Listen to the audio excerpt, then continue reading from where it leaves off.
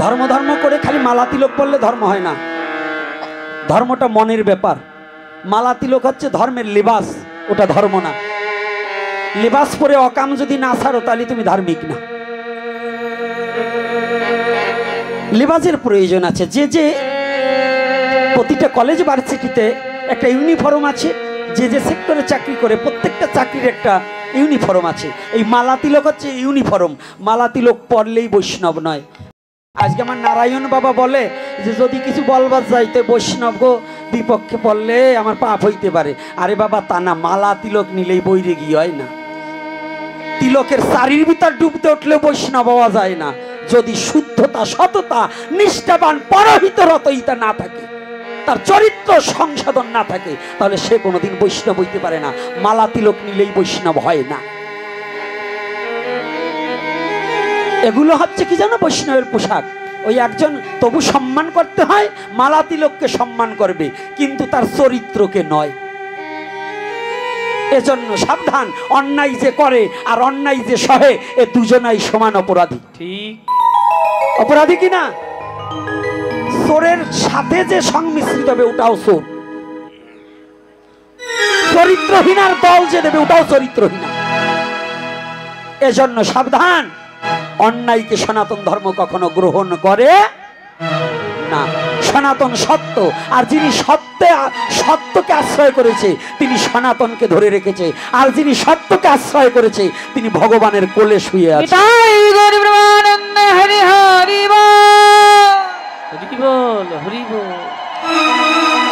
আজকে দেখুন সনাতন ধর্মের দর্শনগুলো একটু ভালো করে বুঝুন। আমি বলছি সনাতন ধর্ম পৃথিবীতে কারো কাছে ধার চায়নি। এর জন্য সনাতন ধর্মের কোন আলোচক অন্য ধর্মের আলোচনা করে না। কারণ সনাতন ধর্মে অফুরন্ত গ্রন্থ, অফুরন্ত লীলা কথা, অফুরন্ত তত্ত্ব, যাহা পৃথিবীর অন্যান্য ধর্ম ধার নিয়ে তাদের চলতে হয়, কিন্তু সনাতনীর কারো কাছে ধার নিতে হবে না। কি কথাটা যুবক বাবারা বোঝা যাচ্ছে? হ্যাঁ, বোঝা যায় কিনা? এই যে মায়েরা, আজকে একটা জিনিস কম দেখছি, জলিরপার কলিগ্রামের অনেক যারা আসছেন, আজকে আমার যুবতী মায়েরাদের কম দেখছি। সনাতন ধর্ম কি এদের বুঝাতে হবে? এই বুড়োগুলোরে বুঝিয়ে কোনো লাভ নাই, কারণ এই বুড়োগুলোরা ধর্মান্তরিত হওয়ার ভয় নাই। কিন্তু যেগুলো ধর্মান্তরিত হবে ওইগুলোকে আমার পাঠে আনবেন। সনাতন ধর্মে কি না আছে ওদের জন্য আমার কথা। এই আস্তে, সামনে বসে কোনো কথা বলবা না। এখন মাথা একটু অন্যরকম আছে, অন্য জায়গায় চিন্তা আছে, তোমরা চুপ করে বসে থাকবা। বাদর পালা ভালো, কিন্তু জানো বাদরের বেশ কিও সহ্য করতে হবে। তাই আজকে একটা কথা জেনে রাখবে, যাদের ধর্মান্তরিত হওয়ার ভয় আছে তারা আমার কাছে আসো। সনাতন ধর্মে কি নেই যদি আমি না দিতে পারি আমার মহাজনরা দেবে। কিন্তু সনাতন ধর্মের নিয়ে বাজে মন্তব্য করার মতো কারো বাবার হিম্মত নেই। আর যারা করছে জানতে হবে ওদের জন্মে ত্রুটি আছে, ওরা ওর সঠিক বাবার জন্মের না। এর জন্য সনাতন ধর্মের তত্ত্ব না বুঝে, সাধনা না জেনে সনাতন ধর্ম সম্বন্ধে বাজে কথা বলে। কথাটা বুঝতে পারছেন? আমার কথাটা কি ভালো করে জেনে যান। সনাতন ধর্ম এমন একটা ধর্ম যে ভগবানের সাথে সম্বন্ধ স্থাপন করা যায়।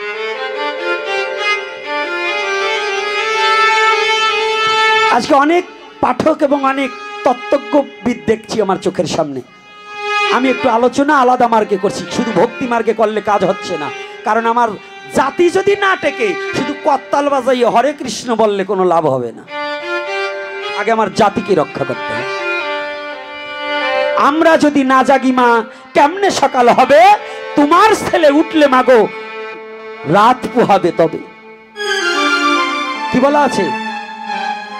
আমি হব সকাল বেলার পাখি, সবার আগে কুসুম বাগে উঠবো আমি ডাকি, সূর্যি মামা জাগার আগে উঠবো আমি জেগে, হয়নি সকাল ঘুমা এখন মা বলবে রেগে। হ্যাঁ যুব সমাজ, তুমি যদি কোনো ভালো কাজে যেতে চাও, তোমার ধর্মকে রক্ষা করার জন্য তোমার বাবাও যদি তোমাকে বাধা দেয়, ওই বাবার কথা পরিত্যাগ করে নিজের স্বধর্মকে রক্ষা করার জন্য এগিয়ে আসতে হবে, তবে তুমি সনাতনী।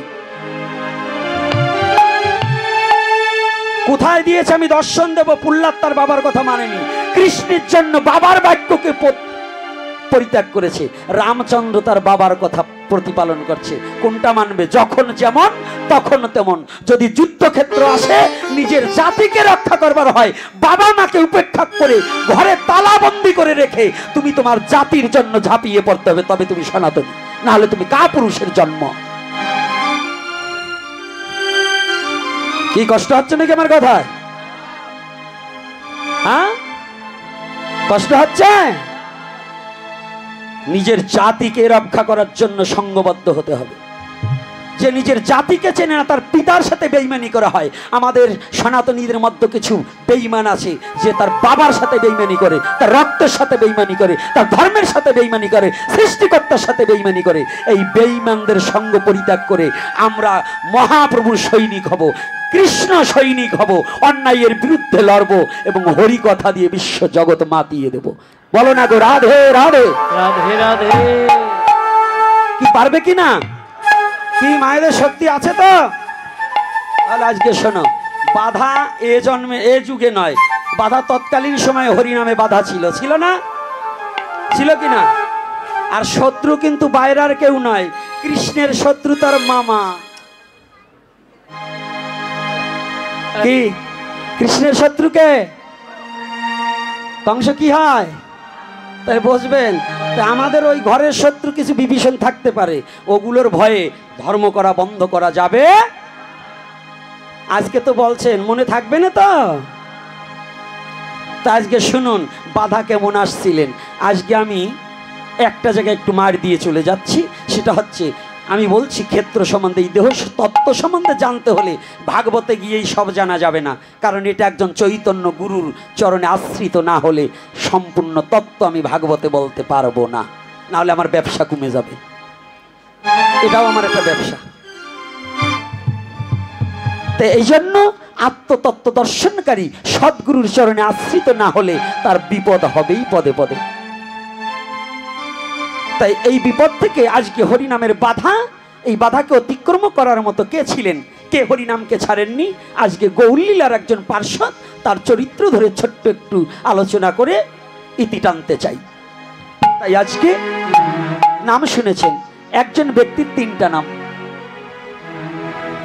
জবন হরিদাস, ব্রহ্ম হরিদাস আর ভক্ত হরিদাস। কয়টা নাম? আমি বলছি না, শাস্ত্র বলছে। নাম তার কয়টা? জবন হরিদাস, ব্রহ্ম হরিদাস আর ভক্ত হরিদাস। যুব সমাজ ভালো করে জানবে, হরির লুট কবে থেকে উৎপন্ন জানেন তো? আজকে যে বাতাসা সিটা নেই, সিটাসিটি কবে থেকে? বলবেন উড়াকান্দি ঠাকুর বাড়ির থেকে। না, মিথ্যা কথা, ঠাকুরের বাবারও তখন জন্ম হয়নি। এই হরির লুট আরো আগে থেকে।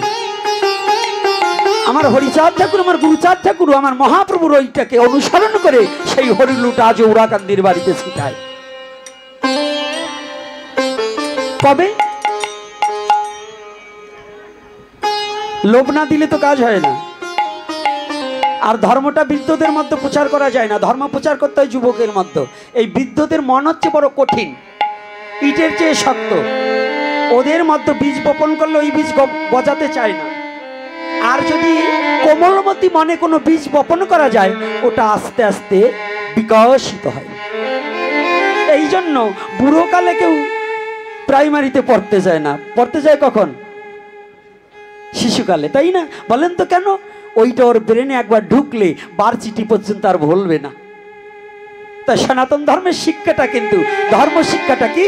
প্রাতকাল ধর্মকাল, যৌবনকাল অর্থ উপার্জনের কাল, আর প্রাতকাল সায়ন্যকাল মানে রাত্রিকাল, সেটা কি? রাত্রিকাল কাম সেবনের কাল। ভালো করে জানবে, যৌবনে নিজের সত্তাকে নষ্ট করা এটা ঠিক না। ওই সময় ধন উপার্জন করতে হবে, ধরে রাখতে হবে। নিজের গুরু কৃপার বলে কুলকুণ্ডলিনী শক্তিকে একটু চেতন করে নিজের এই পিতৃসত্তাকে ধরে রাখতে হবে। এটা হলো যৌবন কাল, ধন উপার্জনের কাল। কোন ধন? পরম ধন। টাকা পয়সা একদিন আছে আর একদিন থাকবে না, আবার নাই হয়ে যাবে। কিন্তু যৌবন জুয়ার একবার এলে রে বন্ধু, চলে গেলে আর আসে না। আসে আসে নাকি? ওরে সুষুমায়ে বন্ধু বটে, অসময়ে কেউ ভালোবাসে না। বাজবে? কথাটা বুঝতে পারেন? ইঙ্গিতে বললাম, বুঝে নিবেন। তো এইবার যৌবনকাল ধন উপার্জনের কাল, আর রাত্রিকাল কাম সেবনের কাল। এই যে আমাদের এখন হরিনামের কাল, যারা না অনেক বুড়োরা আছে, কারণ এর মধ্যেও দুই চারটে থাকতে পারে মন্দিরের বারিন্দায় তাস খেলায়। অনেক বুড়োগুলো আছে হরিনাম করে না, তাস খেলায়। এগুলো হচ্ছে কলির ভাইরা, ওর সঙ্গ জেনে নেবে সেটাও কলি হবে। এই বুড়োগুলো হরিনামের মালা নাই, তাস খেলাবার ভারী জুই। এই কটাই শয়তান সমাজের, জানিয়ে রাখবে। সবচেয়ে বড় শয়তান ওইগুলো, যেগুলো হরিনাম বাদ দিয়ে তাস খেলায়। এইগুলোই হচ্ছে সনাতনের শত্রু এবং বড় শয়তান। এইগুলো থেকে সাবধান। আমি জানি আগামী দিন আমার গাইলিয়েবে অনেকেই, বকাবকি যতই খাই সত্য কথা বলে যাই। তা আজকে দেখুন আমার ঠাকুর হরিদাস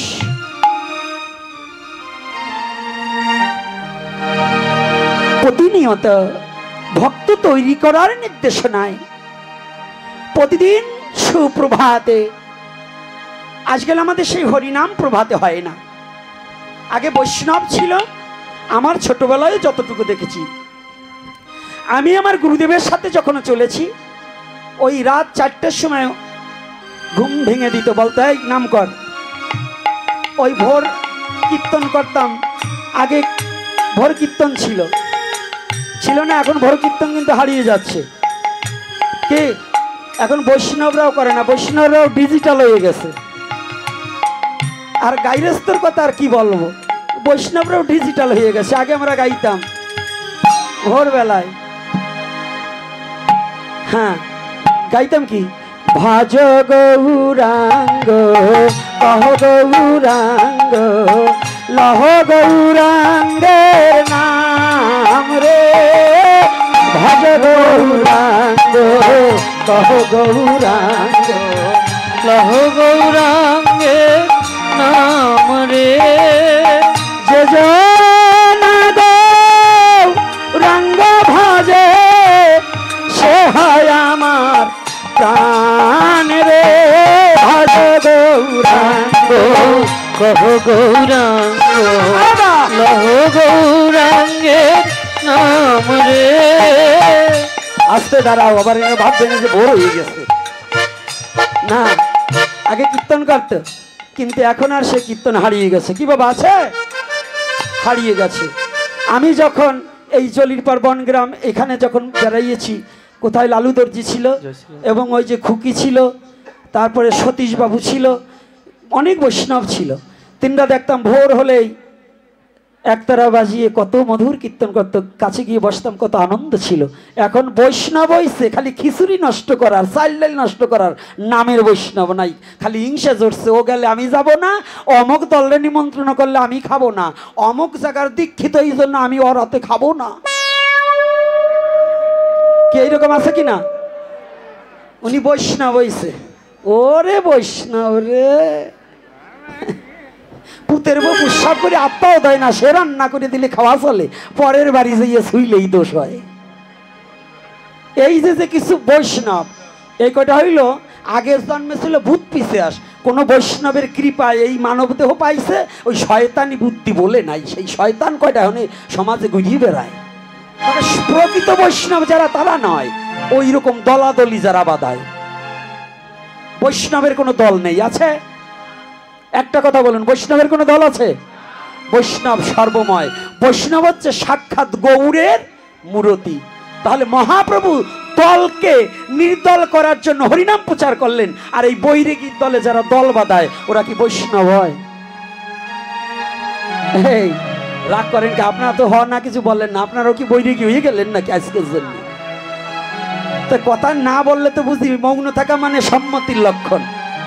হ্যাঁ, আর যদি আপনারা ওই বৈরাগী হন তাহলে আপনাকেও বললাম আপনারা ওই দলের। যাক, এইবার ভালো করে একটু পরিষ্কার করে দেবো, আর বোধহয় ও রিপন বলবে যে শালা ছেলে যেন আর ইজলির পরে পাও না দেয়। যাক, রাধে রাধে।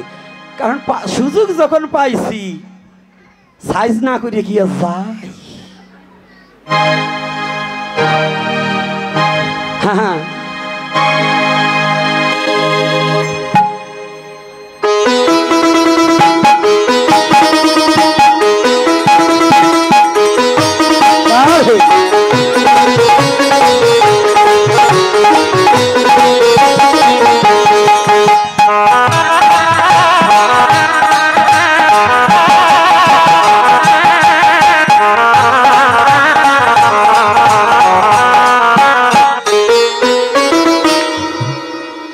জয় শ্রী রাধে। তো এইবার ঠাকুর হরিদাস ওই গ্রামে গ্রামে ভোরে কীর্তন করে, ভোরবেলায় কীর্তন করছে। আবার এখানে হরে কৃষ্ণ গাওয়া যাবে না, নাহলে বিপদ আছে, বুঝছেন?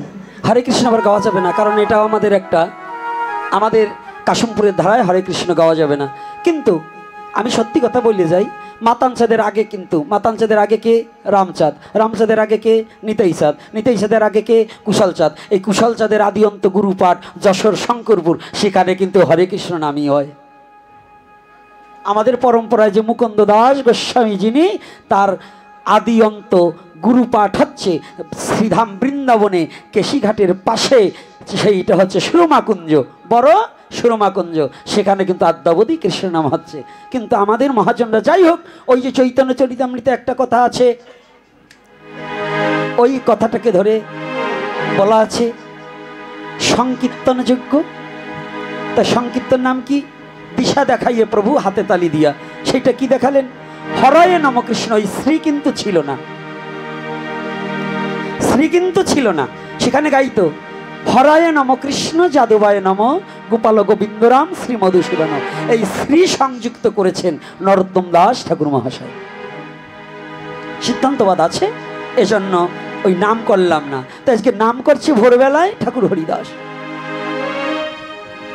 কিন্তু আমাদের সনাতন ধর্মের মধ্যেও কিছু সবাই তো ভগবানকে ভালোবাসে না। দেখবেন সমাজের মাঝে আছে স্ত্রী ভালোবাসে স্বামী বাসে না, স্বামী ভালোবাসে স্ত্রী ভালোবাসে না। আজকে এই ভাগবতেতে যাওয়ার সময়ও হয়তো অনেক পুরুষ ছেলের ঘরের দরজা কেন মেয়ে ছেলেরা নাও খুলতে পারে। হ্যাঁ, এত রাত্রে কোথায় গেছালা? আইসে যে সৎসঙ্গে, নিজে তো আসবেই না, আবার উঠারে যন্ত্রণা দেবে। আবার উনি যদি একা একা মার্কেটে যায় তাতে কোনো দোষ নাই, কিন্তু স্বামী যদি রাতে একটু সৎসঙ্গে যায়, সাধু সঙ্গে যায়, তাইলে দোষ আছে। কি এরকম আছে না মায়েরা? কি আছে না দলে?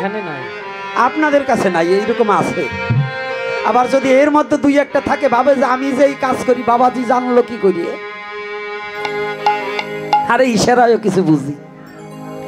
এইবার আরে হরিকথার মধ্যে মধ্যে একটু আনন্দ দান করতে হয়, কারণ আনন্দম গোবিন্দম, যেখানে আনন্দ নাই সেখানে গোবিন্দ নাই।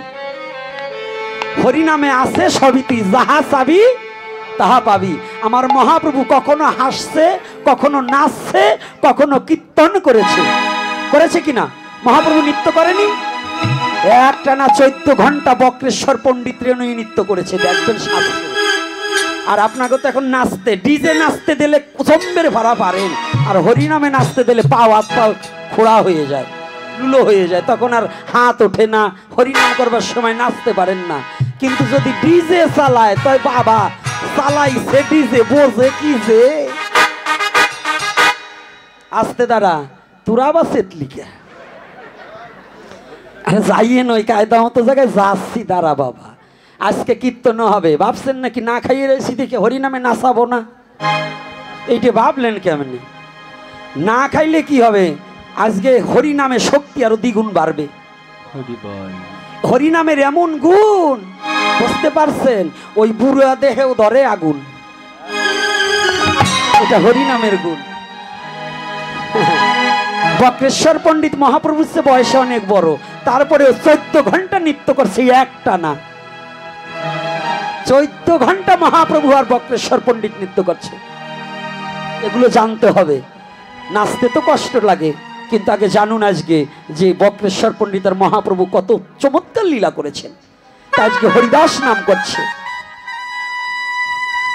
তখন ব্রাহ্মণ্যবাদ খুব কঠিন বাবা। যদি কোনো ব্রাহ্মণ থাকেন আপনাকে বলছি না, কিন্তু এই বাউনের দলে যে কয়টা ওই কয়টারে ছাড়ছি না। ব্রাহ্মণ উত্তম, কিন্তু বাউন যে কয়টা আছে, বাউন মানে জানেন তো, ব্রাহ্মণ উত্তম। যেমন ছাগলের পেটে যদি এটা পুরুষ ছেলে হয় তার নাম কি? হ্যাঁ হ্যাঁ খাসি কইছে, তোমার শ্বশুর এরকম বইল, ওটার নাম পাঠা। তো ওইটারে যখন রূপ পরিবর্তন করায় তারে কয় খাসি। তাই ব্রাহ্মণ যে তার হিংসা থাকবে না, নিন্দা থাকবে না, ঘৃণা থাকবে না, মানুষকে ভালোবাসাবাসি থাকবে, মানুষের প্রতি কোনো বিদ্বেষ থাকবে না, সবাইকে প্রেম দান করবে, তিনি হচ্ছে ব্রাহ্মণ। সবার হিত কামনা করবে যিনি, সবাইকে যিনি মঙ্গল সাধনা করবে, তেনার নাম, তিনি হচ্ছেন প্রকৃত ব্রাহ্মণ। আর ওই যে যেমন পাঠার ছাও পরিবর্তন করলে খাসি হয়, তাই বাউনের ছাল যদি অনাচারী হয় ওইটা, ওই যে ব্রাহ্মণের ছেলে যদি অনাচারী হয় ওইটা বাউন হয়, ওইটা ব্রাহ্মণ নয়, ওইটা বাউন। তো ওইটারে আমি একটু সাইজ করি মাঝে মাঝে, ওই রকম আর কি, কথাটা বুঝবেন। তা তৎকালীন সময় ব্রাহ্মণ সমাজে মানুষের প্রতি অবহেলা এবং নির্যাতন বেশি ছিল, নিপীড়ন বেশি ছিল। এই সনাতন ধর্মের অনেকটা ক্ষতি করেছে শুধু বর্ণবাদের কারণে আর হিংসার কারণে। এটা জানেন তো, বর্ণবাদের কারণে সনাতন ধর্মের ক্ষতি হয়েছে। এই বাংলাদেশে নয়, শুধু এই দেশে কোনো অহিন্দু ছিল না, এই অহিন্দু তৈরি করেছে এই চাপে পড়ে হইছে, এদের অত্যাচারে দলে দলে ধর্মান্তরিত হয়েছে, এদের অত্যাচারে। তো তৎকালীন সময় কেমন অত্যাচার ছিল, মহাপ্রভুকে ওই দলে ছাড়েনি, সাক্ষাৎ ভগবানকে ওরা চেনেনি, ভগবানকে ওরা ছাড়েনি। তো ভগবানের ভক্ত হরিদাস নাম করছে, নগরে নগরে নাম করছে, নাম করে করে সন্ধ্যার সময় কি করে ওই যুবক ছেলেদের ডাকে, আয় বাবা তোরা আয় আয়, আমরা সবাই একটু হরি নাম করি। তোরা বল একবার বদন ভরে হরি বল, বল হরি বল, বদন ভরে হরি বল, বল। যখন হরি নাম করছে না, হরি বল, ও বাবা ভোরবেলায় হরিনাম, সন্ধ্যার সময় হরিনাম, এই যে হরির লুট বুঝেন। হরিদাস মনে মনে চিন্তা করলেন, ওদেরকে আমার ধরে ছোট ছোট বাচ্চাদের আনতে হলে, আনন্দ দান করতে হলে কি করতে হবে, ওদের একের মধ্যে দুই ঢুকিয়ে দেবো, কি ওদের মহাপ্রভুর কৃপাও ঢুকাতে হবে, নামে রুচি আসতে হবে, এবং বদনে হরিনাম করতে হবে। তো বলছি তোমরা হরিনাম করো। ওরা হরিদাস আগে নৃত্য করছে, ওরাও নৃত্য করছে, আর ওই মুট মুট ধরে বাতাসা ফিকে লাগাচ্ছে। ওই বাতাসা যখন ভূমিতে পড়ছে, ভক্তের চরণধুলি লেগে যাচ্ছে, ওই বাতাসা টুকিয়ে যখন বদনে দিচ্ছে, ওরে বাবা, যখনই ওই চরণামৃত বদনে পড়ছে, যদি কোনো বৈষ্ণবের চরণামৃত কোনো পাপিষ্ঠর বদনেও যায়, ওই পাপ বদন শুদ্ধ হয়ে সে রাধা কৃষ্ণ গুণগান গায়। হরি বল হরি বল হরি বল হরি হরি বল। হরির লুট শুরু হয়ে গেল।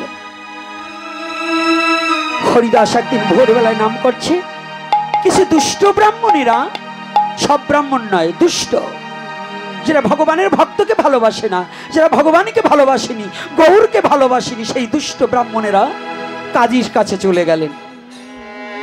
কাজী সাহেব, আরে এই 90 বয়সের একটা সাধু এসেছে,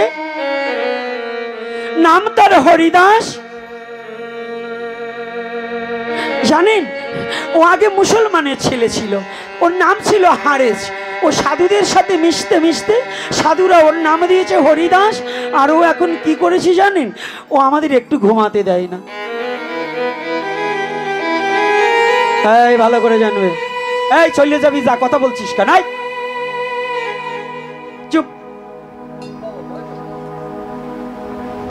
ভালো কথার সময় কথা বলো কেন, চুপ। বলছে ও আমাদের একেবারে একটু ঘুমাতে দেয় না, আমাদের জ্বালিয়ে খাচ্ছে।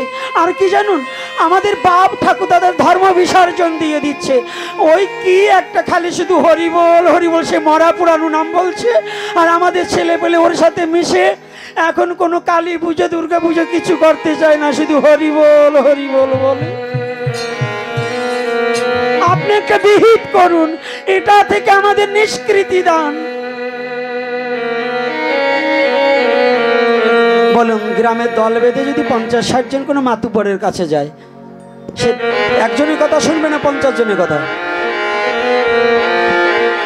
কাজী সাহেব জ্ঞানী লোক, কাজী সাহেব মনে মনে সিদ্ধান্ত নিল, আগে আমি যাব না, আমার পেয়দা পাঠিয়ে দিই।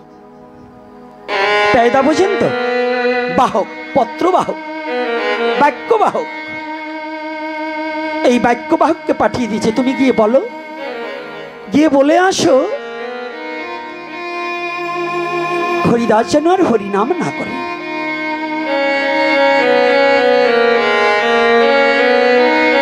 পেয়দা গিয়ে বলছে হরিদাস নাম করছে। হরিদাস যখন নাম করছে,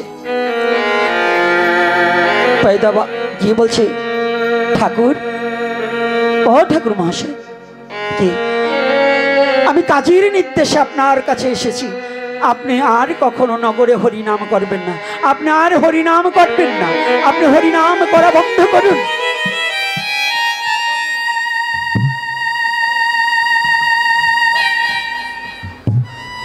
চলে গেছে, কোনো কথা বলেনি। কিন্তু কে শোনে কার কথা? হরিদাস তো হরিনাম ছাড়া বাঁচতে পারছে না। হরিদাস একেবারে আজও ঠিক নাম করছে উচ্চস্বরে, কীর্তন করে নগর পরিভ্রমণ করছে, ওই যুবক ছেলেদের সাথে নিয়ে হরিনাম করছে। অন্যদিন যে যুবক যেত তার চেয়ে বেশি আজকে গিয়েছে। এটা দেখে তো ব্রাহ্মণদের মানে ওই যে ওদের মাথা আরো গরম হয়ে গেছে। ওরে বাবা, নিষেধ করার পরে আরো বেশি, এই চল আজকে গ্রামের আরো আমরা নারী পুরুষ মিলে কাজীর কাছে যাব। নারী পুরুষ মিলে কাজীর কাছে গেছে। শয়তান মানুষেরা কিন্তু অভিনয় ভালো জানে। অভিনয় জানে না? দেখবেন যে বাড়ির মেয়ে ছেলে ঝগড়াইটে, ওরা নাকে কান্দে বেশি। দেখবেন একটু হলে কান্দতেছেন তো অস্থির হয়ে যায়, বুঝবেন যেটা বেশি কান্দবে ওইটাই বড় শয়তান। মানে অভিনয়টা ভালো জানে। আর ফার্স্ট দুষ্ট লোকের মিষ্টি কথা, মা আপনাকেও বলছি না, ওই রকম যারা আর কি, আপনারা আবার মনে কিছু করবেন না। তো একেবারে মেয়ে ছেলে সহ কাজীর কাছে যেয়ে বলছি, কাজী সাহেব জানেন আপনার নালিশ দেওয়ার পরে আপনার প্রতি আরো বিরুদ্ধ করেছে, এটা কি মেনে নিতে আমরা পারি?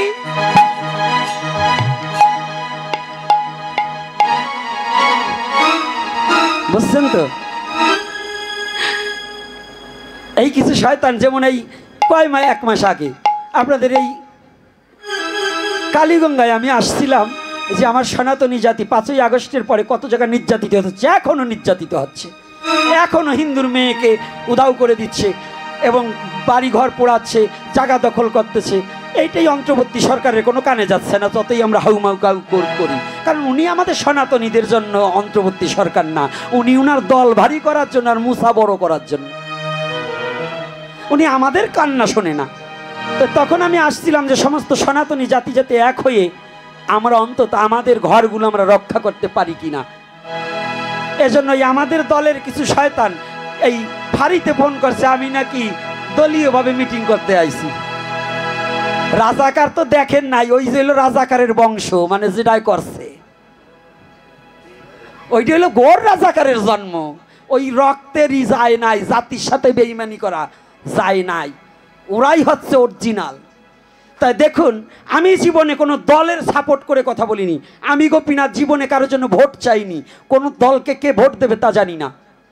আমি একটাই কথা, আমার স্বজাতির স্বার্থে আমার মৃত্যুবরণ করতে হলে আমি করব, তবু আমার স্বজাতির জন্য আমি লড়বো,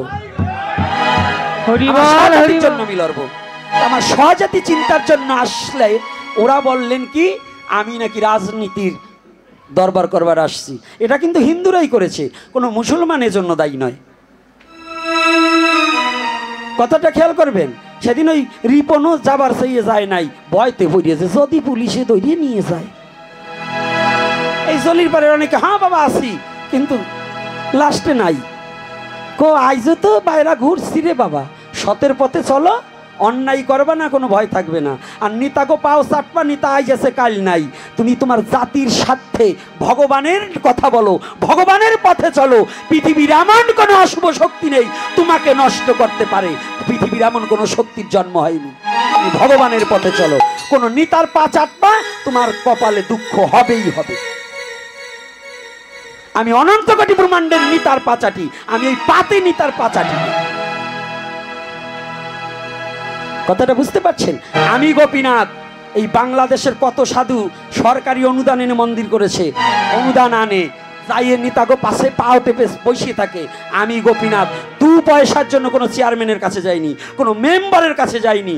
আমি একা গোপীনাথ চ্যালেঞ্জ করে বলতে পারি, কোনো সরকারি অনুদানের সাহায্যে আমার জীবন চলেনি। তবে সরকারি আইন মেনে আমি চলি, আমি সরকারি রাষ্ট্রের আইন মেনে চলি, কিন্তু আমি সরকারি এবং রাষ্ট্রের আইনের বিরুদ্ধে নয়। কিন্তু আমি আমার জাতিকে যে অবহেলা করবে, আমার সনাতনকে যে অবজ্ঞার চোখে দেখবে, আমি তার বিরুদ্ধে লড়বো লড়বো লড়বো।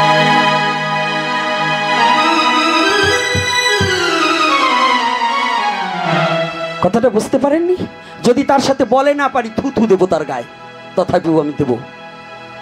বলে নাই পারতে পারি, থুথু দেবো ওর গায়ে। কিল ঘুষি না দেবার পারলে থুথু দেবো, তবু আমি এই প্রতিবাদ করে যাব।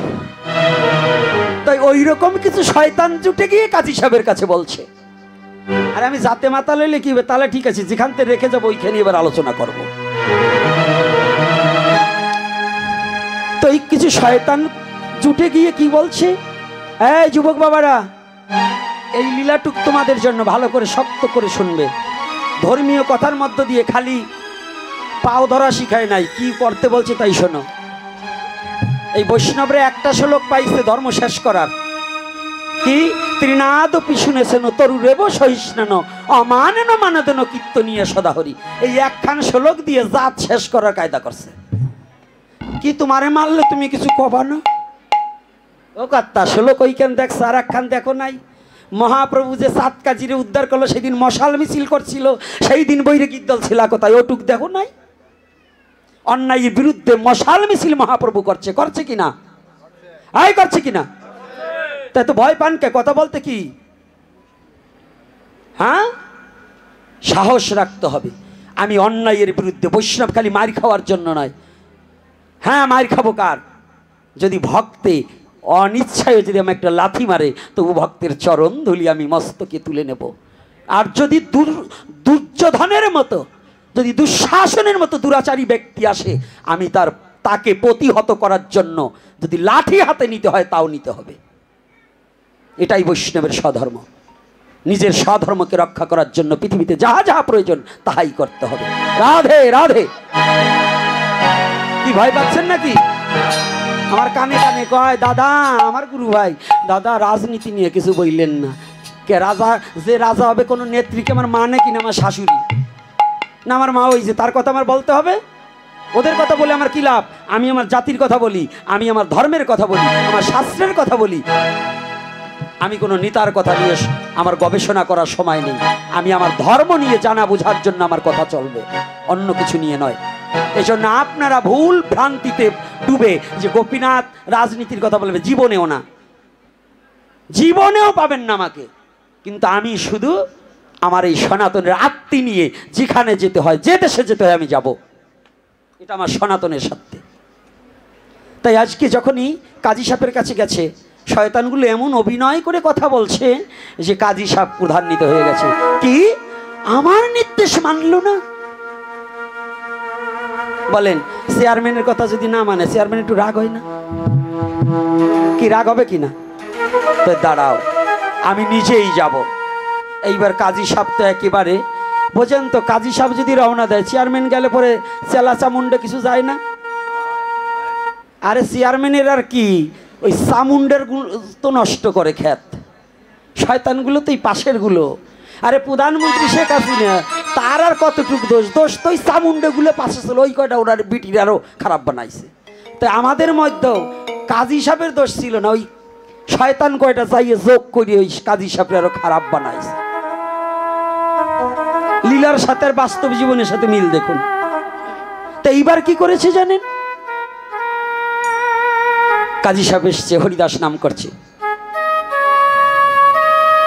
হরিদাস মানে বোঝেন তো, উনি তো টেম্পার গরম করিয়াছে, রাগিনী 13:30-তে বাঁধছে। হরিদাস, কাজী সাহেব আপনি এসেছেন? তুমি নাকি হরিনাম করছো? হ্যাঁ কাজী সাহেব। না না, তুমি আর হরিনাম করতে পারবে না, বন্ধ করো তোমার হরিনাম। কাজী সাহেব,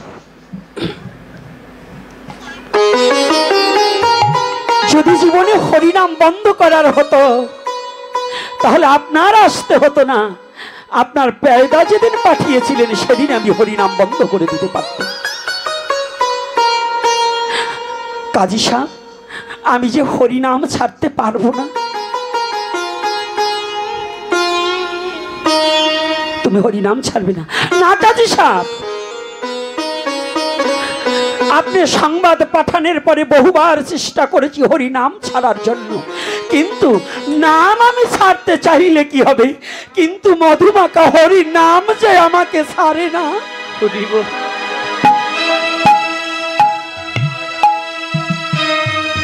আমি নাম ছাড়তে পারবো না। ও নাম ছাড়তে পারবে না? না, আমি কাজী সাহেব নির্দেশ দিচ্ছি, হরিদাস তুমি নাম ছেড়ে দাও। কাজী সাহেব, আমি নাম ছাড়ার কথা ভেবেছিলাম,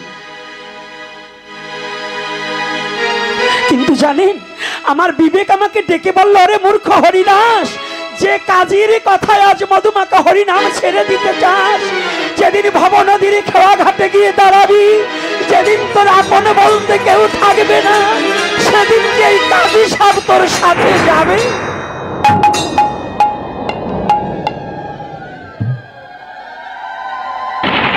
না,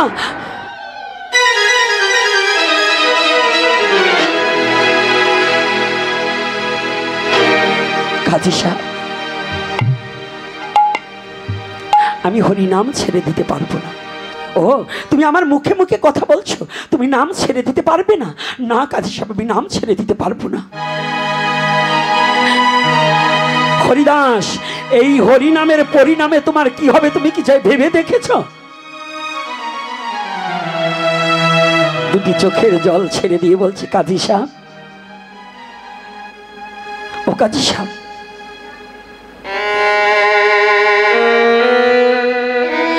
হরিনামে যদি জগৎ জীবের পরিণাম জানা যায়, এই হরিনাম করিতে করিতে যদি আমার জীবনের পরিণাম জানা যায়, আমি আর কোনোদিন হরিনাম ছাড়ব না।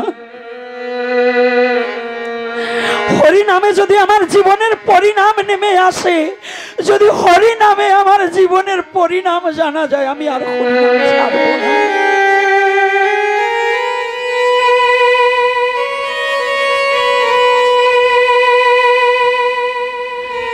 হরিদাস, এ পরিণাম সে পরিণাম নয়, এই হরিনামের পরিণামে নিশ্চয়ই তোমার মৃত্যু হবে।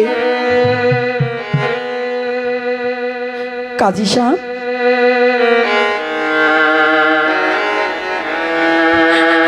পৃথিবীতে কত জীব আসে আর চলে যায়, কে কোন দিন যাবে সেটা তো মৃত্যু কথা কেউ জানে না। যদি আমি হরিনাম করিতে করিতে আমার মৃত্যু দিনের কথা জানতে পারি, আমি আর হরিনাম ছেড়ে দেব না। হরিনামে যদি মৃত্যু দিনের কথা জানা যায়, তাহলে আমি কেন হরিনাম ছেড়ে দেব? না, আমি হরিনাম ছাড়তে পারবো না। তুমি ছাড়বে না? না না, আমি হরিনাম ছাড়বো না। জানেন কাজী সাহেব, যেদিন হতে দয়াল নিতাই চাঁদের বদন হইতে আমার কর্ণকুহুর এই মধুমাকা হরিনাম শুনেছিলাম, সেদিন হতে নাম যে আমার হৃদয়ে মাঝে লেগে গিয়েছে, আমি শত চেষ্টা করলে হরিনামকে ত্যাগ করতে পারি না।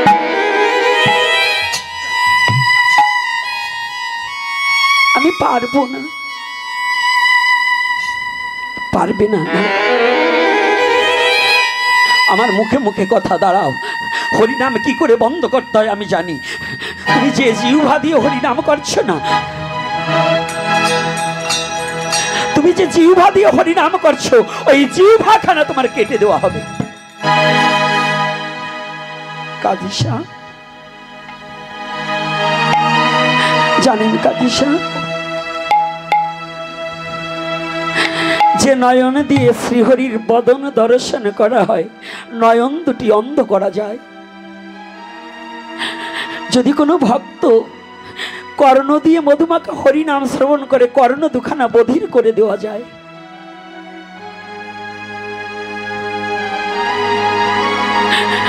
যে জন জগতে হরি নাম করে, জিহ্বা কেটে দিলে হয়তো তার হরি নাম জিহ্বায় বন্ধ করা যায়। কাজী সাহেব, সেজন্য আমার ভগবানকে ভালোবেসে, যেজন এই নামকে ভালোবেসে, যার হৃদয়ে মাঝে নাম হয়, সব বন্ধ হয়ে গেলেও হৃদয়ের নাম তো কখনো বন্ধ হয় না। তার হৃদয়ের নাম কখনো বন্ধ করা যায় না। আমার হৃদয়ের নাম কেউ জগতে বন্ধ করতে পারবে না। হরি বল, হরি বল, হরি বল।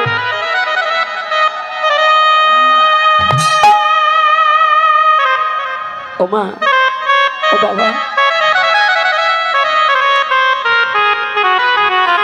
এই বিশ্ব জগতে যদি কোনো শুদ্ধ ভক্ত,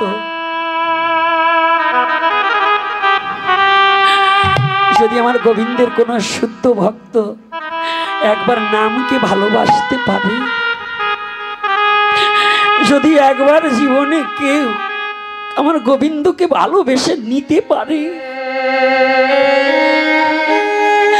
মুখে নয়, যদি অন্তর দিয়ে ভগবানকে কেউ ভালোবাসার পাত্র হয়, ওরে জগতে সে যে শত বাধা আসলেও ভগবানের নাম কখনো ভুলে যায় না।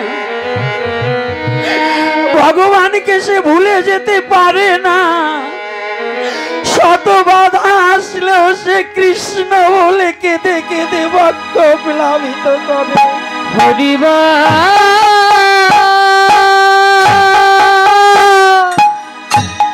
হরি হরি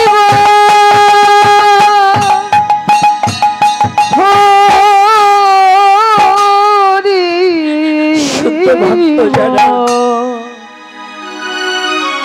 তারা না ধনং না জনং না পরিজনং আত্মীয় সুখাংশ বিশ্ব জগতে তারা কিছু চায় না। একমাত্র ভক্তের হৃদয়ে, হরিদাস যেমন বলছে, নাম ভিন্ন আমি আর কিছু জানি না। আর জগতে যারা শুদ্ধ ভক্ত তারা কি জানি, তারা শুধু বলে পুত্র কন্যা পরিজন কেউ আমার আপন নয়। হে বিশ্ব জগতে আমার কৃষ্ণ বিনে আর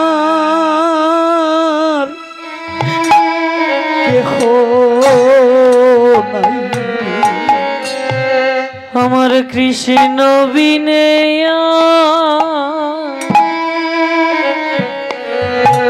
এই জগতে কেহ নাই। আমার কৃষ্ণ বিনে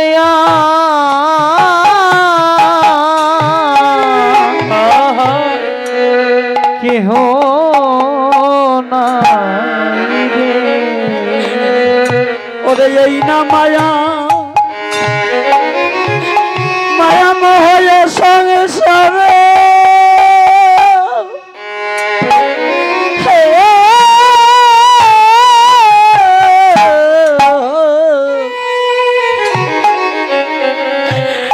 আমার কৃষ্ণ বিনে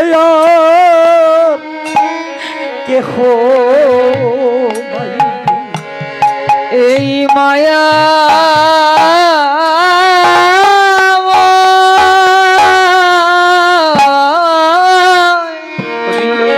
এই মায়ারে সংসারে, এই সংসারে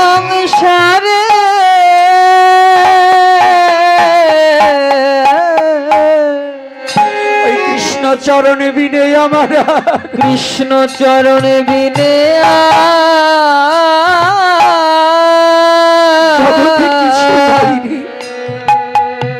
কিছু নাই রে, এই বিশ্ব জগতে কৃষ্ণ চরণে শুদ্ধ ভক্ত আর কিছু চাই না। তারা একমাত্র গোবিন্দকে বলে, গোবিন্দ বলে এখন আমি ওরে কোথায় যাব,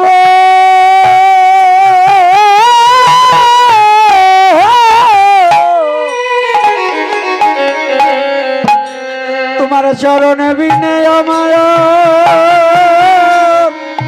কিছু নাই, বলো আমি কোথায় যাব, আমি কোথায় যাব,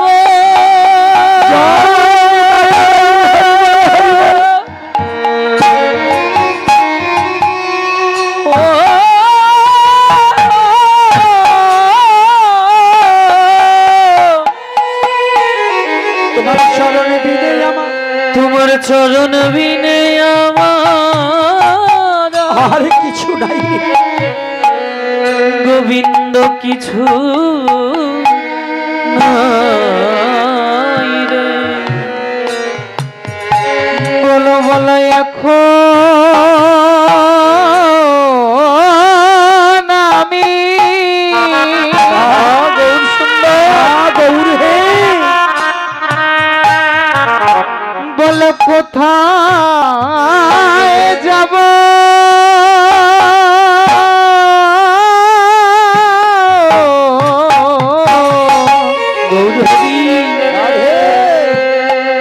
তোমার চরণে বিনে আমার, তোমার চরণ বিনে আমার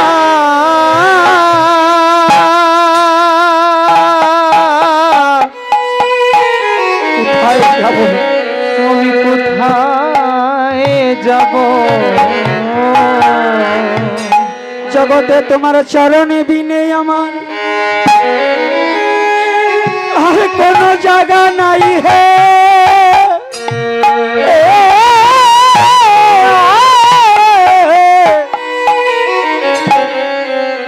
আমায় তোমার চরণ ছাড়া ওঠো না হে, গো তোমার চরণ ছাড়া আমার জগতে কোনো জায়গা নাই হে, আমার জায়গা নাই হে,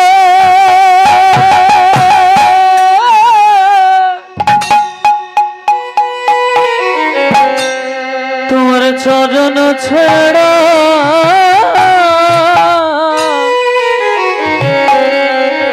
আমায় করো না। হরিদাস বলছে, কাজী সাহেব যত আমাকে মৃত্যুর ভয়ে দেখান কাজ হবে না। বলছি তোমার মৃত্যুর ভয় নেই? বলছি না না, আমি তো এই নামের মাঝে নিজেই মরে আছি। যেজন নামে মরে যায় এ পৃথিবীতে তার আর মৃত্যু ভয় থাকে না। কথাগুলো ভালো করে বুঝে নিতে হবে। যে হরি নামে মরে যায় তার আর মরার ভয় থাকে না। ও জানো জানো, তোমাকে এভাবে মারবো না। লীলা শেষ করার আগে বলছি, অধিবাস কীর্তন হবে। আর যদি কোনো ভক্তের ভগবানের সেবার নিমিত্তে একেবারে পিছনে যাবে, পিছন থেকে আসবে, ভাগবতীয় কথা শ্রবণ করলে কিছু দক্ষিণা দিতে হয়।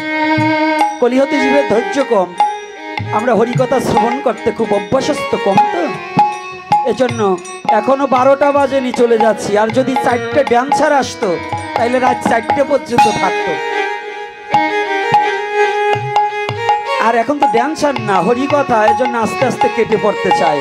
তাই পিছনে থেকে ভিক্ষা নিয়ে আসবে, যার যেমন সামর্থ্য সে দেবে, আর আমি হরিকথা চালিয়ে যাব, কোনো কথা হবে না। রাধে রাধে। নাকি পিছন থেকে, সামনে কিন্তু কেউ যাবে না, একবারে পিছন থেকে আসবে। তোমাদের পিছন থেকে, আমার সামনে থেকে, একেবারে পিছন থেকে আসবে। এইবার বলছি, তোমাকে এমন মৃত্যু দেব, তোমার মৃত্যু দেখে যেন বিশ্ব জগৎ কেঁপে যায়। কেমন করে? কি মৃত্যু? হরিদাস বলছে কাজী সাহেব, যারা হরি নামে মরে থাকে তাদের আর মৃত্যু ভয় দেখালে কাজ হবে না। যারা হরি নামে মরে তাদের কি মৃত্যু ভয় দেখালে কাজ হবে? কি এই মায়েরা বাবারা, যারা ভগবানকে ভালোবেসেছে তাদের মৃত্যু ভয়ে কোনো ভয় আছে? কাদের মৃত্যু ভয় আছে? যারা ভগবানকে ভালোবাসে না, যারা হরি নামকে ভালোবাসে না, যারা নামকে ভালোবেসেছে, নামের মধ্যে যারা মরে গিয়েছে, তাদের আর কোনো মৃত্যু ভয় দেখিয়ে কোনো লাভ নেই।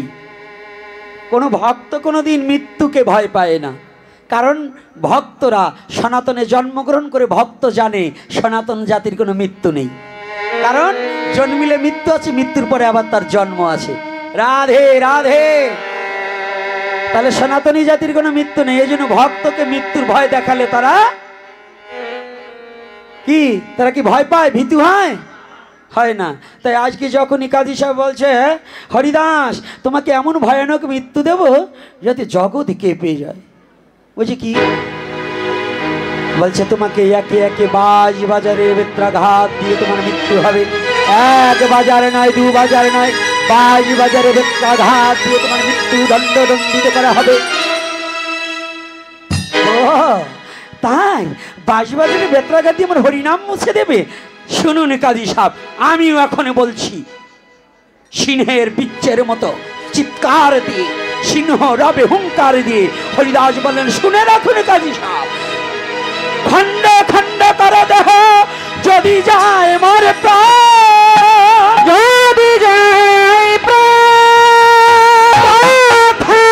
না সর্বমুখে এই মধুর হরিনাম, হরি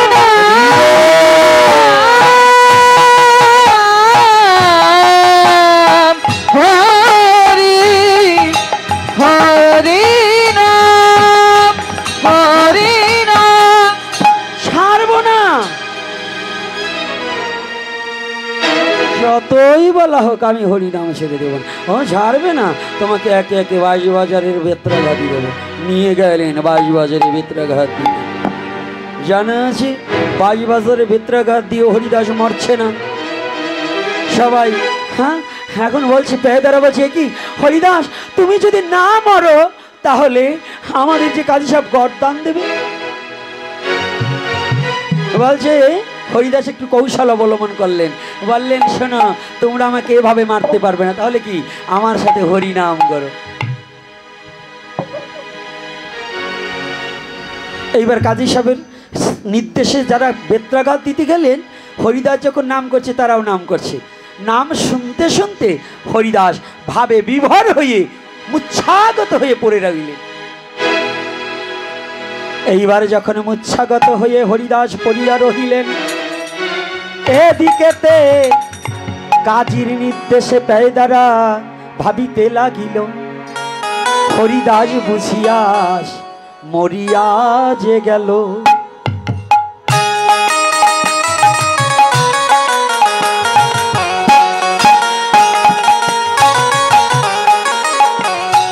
কেহ কেহ বলছে হরিদাস মরিয়া যে যায়, এখন তাহার সব কাজ করতে কিন্তু হয়।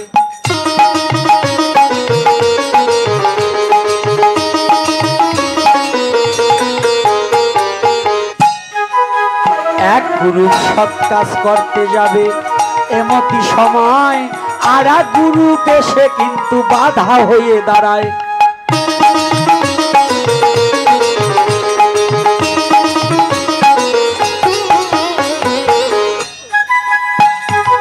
এক গুরু যখন সৎ কাজ করতে যাবে আর এক গুরু বেশে বলছে আই হরিদাস মুসলমানের ছেলে, আর এক গুরু বলছে না ও হিন্দু হয়ে গেছে ওকে পোড়াতে হবে, আর একজন বলছে না ওকে মাটি দিতে হবে। কি বাধা লাগছে না? দুই দলে যখন ঠেলাঠেলি হচ্ছে, একজন এসে বলছে এই শোন কি ও প্রতিপালিত হয়েছে মুসলমানের ঘরে, এবার যখন হিন্দু হয়েছে ওকে পোড়ানো যাবে না, মাটিও দেওয়া যাবে না, তাই কি ওকে গঙ্গার জলে ফেলে দাও। ওকে গঙ্গার জলে ফেলে দিতে হবে।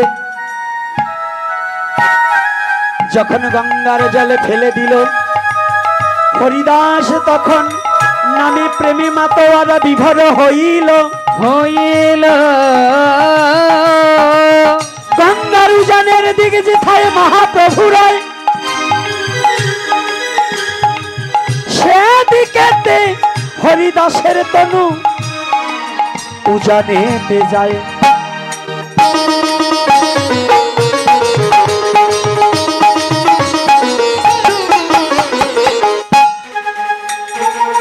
যখন উজানেতে গেল মহাপ্রভুর যেখানে ছিল ওই ঘাটে গিয়ে হরিদাসকে তুলল।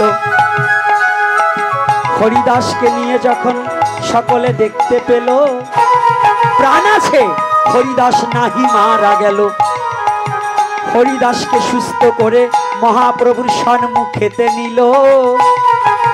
হরিদাস অমনি প্রভুকে প্রণাম জানালো।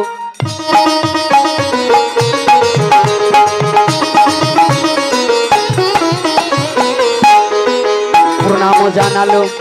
হঠাৎ করে হরিদাস দেখতে পায় মহাপ্রভুর পৃষ্ঠদেশে রুধির ধারা ঝরে। হরিদাস অমনি তখন প্রভুকে জিজ্ঞাসা করে,